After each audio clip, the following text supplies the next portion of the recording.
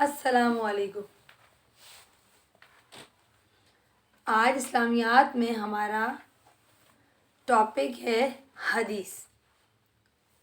پچھلی دفعہ ہم نے 2 حدیث مبارکہ پڑھی تھی، آج ہم حدیث نمبر 3 پڑھیں گے۔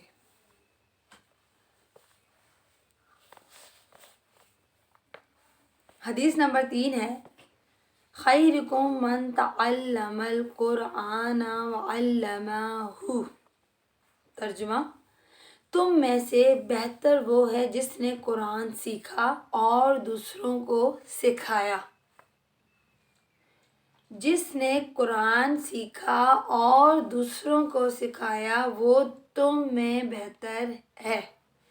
یہ اس حدیث میں قرآن شریف کی تعلیم پہ زور دیا جا رہا ہے اور ہمیں بتایا جا رہا ہے کہ قرآن شریف کی تعلیم صرف حاصل کرنا نہیں ہے، اس کو حاصل کر کے اس کو پھیلانا ہے۔ اس کی تشریح کچھ اس طرح سے ہے،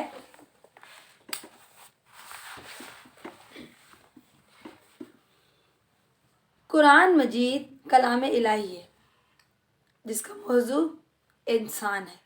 یہ کتاب صرف نماز روزی کی تعلیمات پر مشتمل نہیں ہے، بلکہ انسانی زندگی کے تمام پہلوؤں، خواہ وہ دنیاوی ہوں یا اخروی، معاشی ہوں یا معاشرتی، سیاسی ہوں یا سائنسی، سب کے بارے میں مکمل رہنمائی رکھتی ہے۔ قرآن مجید سر چشمہ ہدایت ہے، جس کے ایک حرف پڑھنے سے 10 نیکیاں ملتی ہیں۔ یعنی کہ قرآن شریف سر چشمہ ہدایت ہے، اس کا ایک حرف پڑھنے پہ 10 نیکیاں ملتی ہیں۔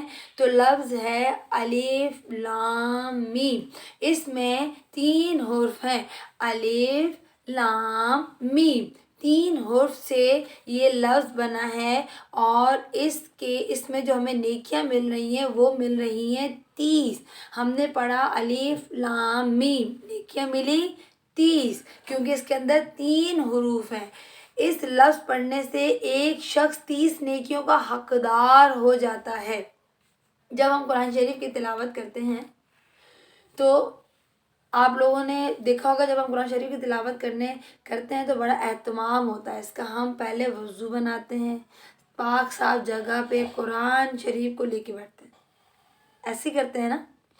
قرآن شریف وہ مقدس کتاب ہے کہ جب ہم اس کی تلاوت کرتے ہیں تو ارد گرد میں جو لوگ بیٹھے ہوتے ہیں ان تک آواز جاتی ہے، تو وہ جب سنتے ہیں تو ان کو بھی ثواب ملتا ہے، اور ان کے علاوہ انسانوں کے علاوہ بھی ایک جماعت اس کو سننے کے لیے آسمان سے اترتی ہے، وہ ہیں فرشتے، اللہ تعالیٰ کی نورانی مخلوق، جو انسان قرآن شریف کی تلاوت کر رہا ہوتا ہے، اگر وہ اس میں محفل میں یا کسی مجلس میں تلاوت کر رہا ہے تو وہ لوگ اس کو سن رہے ہیں، تو اس میں بھی جماعت اترتی ہے فرشتوں کی سننے کے لیے۔ اور اگر وہ تنہائی میں تلاوت کر رہا ہے تو اسے نظر نہیں آتا، لیکن فرشتوں کی جماعت ہوتی ہے جو کہ قرآن شریف کی تلاوت کو سننے کے لیے آئی ہوئی ہوتی ہے۔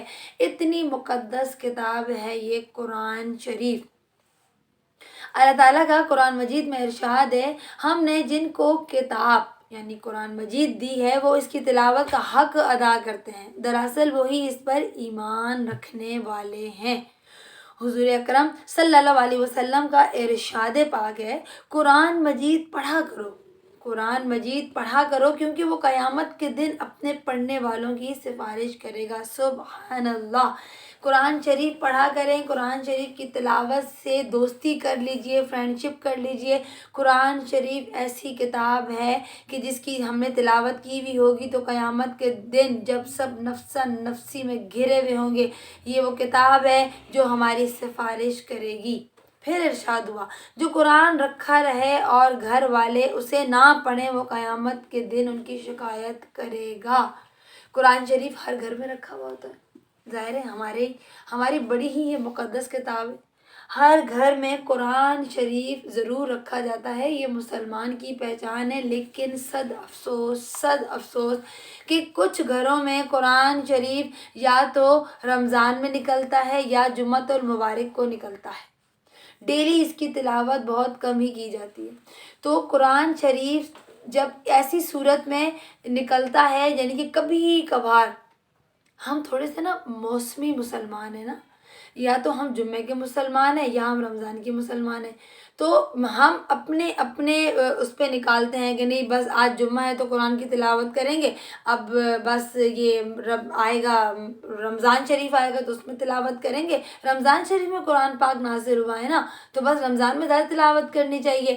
تو ہم نے یہ بس اپنی طرف سے اس طرح کی باتیں بنائی ہوئی ہیں، اور ہم نے صرف انہی جو ہم نے بنائی ہوئی ہیں، ہمارے جو مخصوص ہم نے اپنا ٹائم بنایا ہوا ہے، یا ہمیں لگتا ہے کہ صرف قرآن شریف انہی مہینوں میں یا پھر صرف اسی دن پڑھا جاتا ہے تو ہم نکالتے ہیں۔ تو ایسی صورت میں ہوتا کیا ہے کہ وہ جو آگے پیچھے ہم قرآن شریف کو دیکھتے بھی نہیں ہیں، دیدار بھی نہیں کرتے، حالانکہ قرآن شریف کہ اگر کسی شخص کو قرآن شریف پڑھنا نہیں آتا تو وہ پڑھنا سیکھے، اگر وہ کوشش کر رہا ہے اسے پھر بھی قرآن شریف پڑھنا نہیں آ رہا تو وہ دن میں ایک دفعہ قرآن پاک کی باوضو ہو کے زیارت کر لے، مطلب قرآن شریف کی زیارت کر لے جو قرآن شریف نہیں پڑھا ہوا، تو اس کے اوپر بھی اللہ کی رحمتیں ہی رحمتیں نازل ہوں گی۔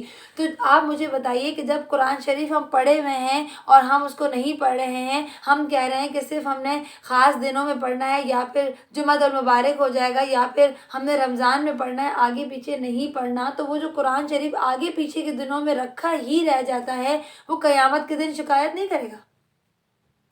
ضرور کرے گا، کیونکہ وہ اللہ کی مقدس کتاب ہے، رحمت ہی رحمت ہے، سرچشمہ ہدایت ہے ہم سب کے لیے۔ تو ہمیں قرآن شریف سے دوستی کرنا چاہیے۔ قرآن شریف سے دوستی کرنے سے ہمیں بہت سے فائدے ہوتے ہیں، اللہ تعالیٰ کی رحمتیں ہی رحمتیں ہوتی ہیں۔ ایک ایک حرف پڑھنے پہ ہمیں 10 رحمتیں مل رہی ہیں، نیکیاں مل رہی ہیں، اور کیا چاہیے؟ اور ہمیں کیا چاہیے؟ ہم جیسے گناہ گاروں کو اور کیا چاہیے؟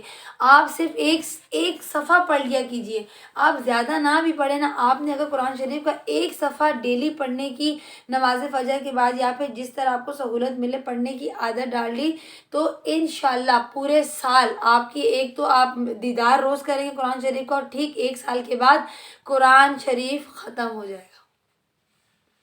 یہ بھی ارشاد فرمایا کہ جس نے قرآن مجید بالکل نہیں سنا وہ اجاڑ گھر کی مانند ہے۔ استغفر اللہ، کہ مطلب جس نے قرآن مجید بالکل سنا ہی نہیں وہ اجاڑ گھر کی مانند ہے۔